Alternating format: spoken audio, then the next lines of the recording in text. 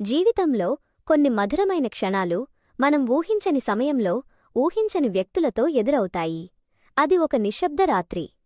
ఇద్దరు వ్యక్తుల మధ్య మౌనంగా మొదలై కళ్లతోనే మాట్లాడుకునే ఒక అందమైన బంధం. ఆ అనుభూతిని మాటల్లో చెప్పలేం, కేవలం అనుభవించాల్సిందే. కథ. నా పేరు లావణ్య. నా జీవితంలో ఆ రాత్రి ఒక ప్రత్యేకమైన మలుపు.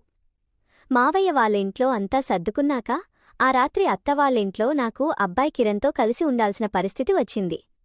అప్పటి వరకు మేము కేవలం బంధువులమే, కాని ఆ రాత్రి పరిస్థితులు మా మధ్య ఉన్న దూరాన్ని తగ్గించాయి. గదిలో చిన్నపాటి వెలుతురు మాత్రమే ఉంది. బాబు పక్కనే నిద్రపోతున్నాడు.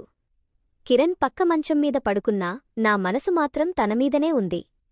తన కళ్లలో ఏదో తెలియని ఆకర్షణ, ఒక రకమైన బెరుకు నాకు స్పష్టంగా కనిపిస్తోంది. నేను నెమ్మదిగా తన దగ్గరకు నడిచి వెళ్లాను.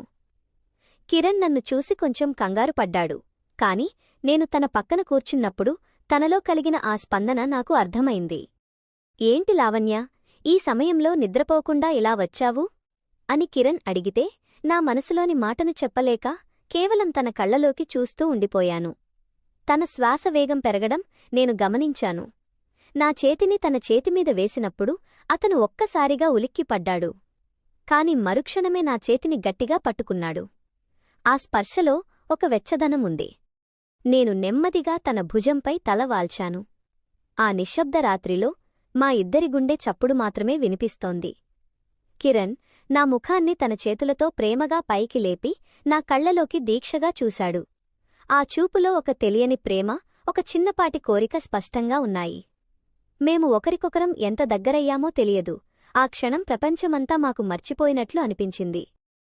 తన చేతుల స్పర్శ నా శరీరంలో ఒక విద్యుత్తులాంటి అనుభూతిని కలిగించింది. మేము మాటలులేని భాషలో కళ్లతోనే ఒకరికొకరం ఎన్నో అనుభూతులను పంచుకున్నాం. ఆ రాత్రి మా ఇద్దరి మధ్య చిగురించిన ఆ రొమాంటిక్ బంధం నా జీవితంలో ఎప్పటికీ మర్చిపోలేని మధురమైన జ్ఞాపకం. తెల్లవారేసరికి మా ఇద్దరి మనసులు ఒకటయ్యాయి. ఆ తరువాత ఏం జరిగింది అనేది వచ్చే భాగంలో తెలుసుకుందాం.